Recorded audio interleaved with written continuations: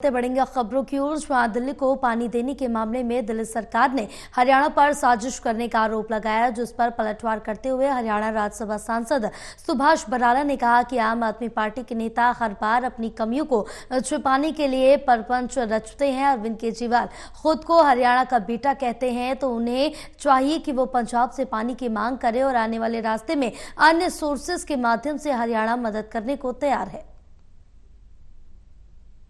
दिल्ली में पानी की समस्या को लेकर दिल्ली वर्सेस हरियाणा होने लगा है, जहां पर आम आदमी पार्टी का यह आरोप है कि हरियाणा किसी तरीके का जो परपंच है वो रच रही है ताकि दिल्ली की जनता को पानी ना मिले।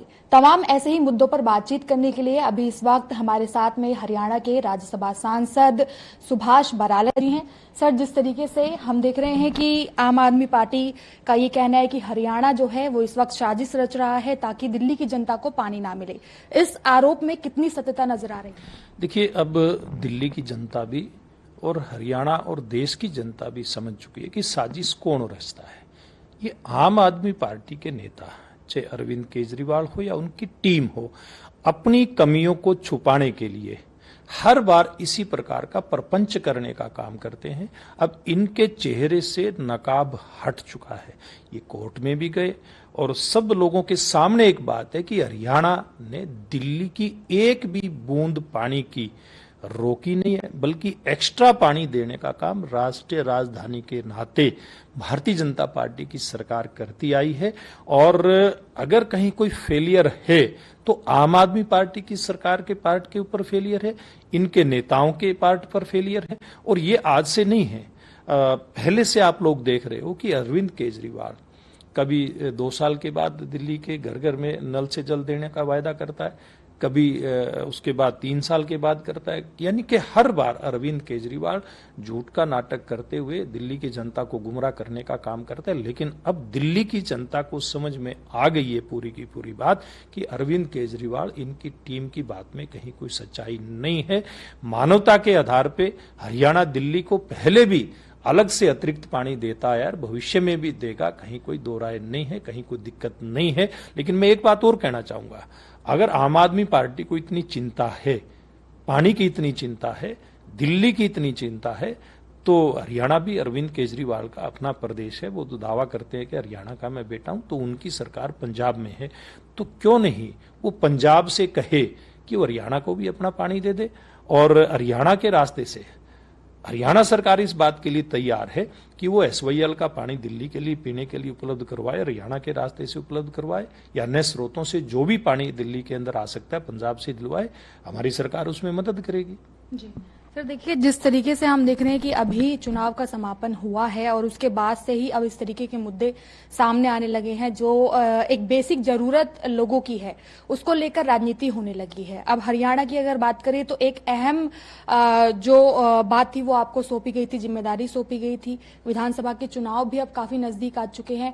क्या किसी तरीके की रणनीति अभी से तैयार की जा रही है ताकि जो माहौल अभी बना लोकसभा के चुनाव में वैसा हरियाणा में आगे ना? देखिए, निश्चित रूप से भारतीय जनता पार्टी तो एक चुनाव से अगले दिन अपनी तैयारियां अगले चुनाव की शुरू कर देती है। और निश्चित रूप से भारतीय जनता पार्टी की पूरी टीम ने चुनाव होने के बाद और परिणाम आने के बीच में भी आकलन किया है, परिणाम के बाद भी चीजों का आकलन किया है। विस्तृत रूप से हमारे कार्यकर्ता इस बात की वो तैयारी कर रहे हैं, रिपोर्ट तैयार कर रहे हैं कि कहाँ हमारी कमी रही, कमी को कैसे हम लोग दूर करेंगे। और निश्चित रूप से भारतीय जनता पार्टी की टीम अगले चुनाव की तरफ देख रही है और सकारात्मक तरीके से देख रही है। हरियाणा में विधानसभा चुनाव को लेकर अगर विपक्ष की बात करें तो काफी गठबंधन जो है वो पूरे उत्साह के साथ कह रहा है कि जैसे कि लोकसभा चुनाव में एनडीए को टक्कर दी गई, उसी तरीके की जो टक्कर है वो विधानसभा चुनाव में भी देखने को मिले। देखिए, ये लोग तो, इन लोगों का जो उत्साह है ये एक बनावटी उत्साह है। जिस पार्टी को आज भी देश के अंदर 100 सीटें भी नहीं मिली हो, 99 सीट के अंदर सिमट करके कांग्रेस पार्टी रहेगी और दिखावा इस प्रकार का कर रही है कि देश के अंदर जैसे विजयी वही हो। दूसरी तरफ एनडीए सरकार बना रहा है, चुनाव से पूर्व का गठबंधन सरकार बना रहा है, वहां किसी भी प्रकार का कोई अति उत्साह नहीं है। हाँ, एक बात का जरूर उनके अंदर आभास है पूरी एनडीए की टीम और भारतीय जनता पार्टी की टीम में कि तीसरी बार जो सरकार बनाने की जिम्मेवारी देश की जनता ने सौंपी है, उस जिम्मेवारी का एहसास है। और कांग्रेस पार्टी एक झूठ मूठ का एक इस प्रकार का ओरा खड़ा करने का प्रयास कर रही है कि पता नहीं उनको किस प्रकार की कोई विजय हासिल हो गई, और किसी भी प्रकार की विजय उनको हासिल नहीं हुई है। ये तीसरी बार ऐसा करिश्मा पहली बार देश के अंदर हुआ है कि नेहरू जी के बाद कोई भी प्रधानमंत्री लगातार तीसरी बार शपथ लेता हो।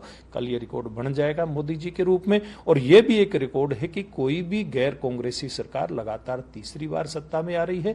और मैं एक बात और कहता हूं, हरियाणा के अंदर ये जिस प्रकार का एक झूठ फैलाने का प्रयास कर रहे हैं, अब इन लोगों के चेहरे से नकाब उठ चुका है। इन लोगों ने जो झूठ बोला था कि आरक्षण समाप्त हो जाएगा, संविधान समाप्त हो जाएगा, ये धीरे धीरे करके लोगों के समझ में आ रहा है। एक बात और इन लोगों के नकाब उतर गया, ये कहते थे कि 4 तारीख के बाद आप लोगों के खाते में हर साल 1 लाख रुपए आएंगे, 8,500 रुपए आएंगे, खटाखट आएंगे, ये राहुल गांधी जी कहते थे। अब वो खटाखट करके जो लोग, जिन लोगों को इन्होंने वो फार्म भर करके दिए थे, वो इनके दफ्तरों में पहुंच रहे हैं और खटाखट इनका दरवाजा खटखटा रहे हैं, अपने पैसे की मांग कर रहे हैं। तो ये सारी बातें, इन लोगों का झूठ जनता के सामने आ चुका है। और इस चुनाव के अंदर जनता भविष्य में जो हरियाणा प्रदेश में होगा, इनको सबक सिखाने का काम करेगी। जी, एक आखिरी सवाल, क्योंकि एक बहुत बड़ा सबक जिस तरीके से आंकड़े सामने आए हैं वो हरियाणा सरकार को, एनडीए को मिले हैं, लेकिन उन सभी को देखते हुए क्या कुछ नई रणनीति ऐसी है जो जनता की नाराजगी को दूर करेगी?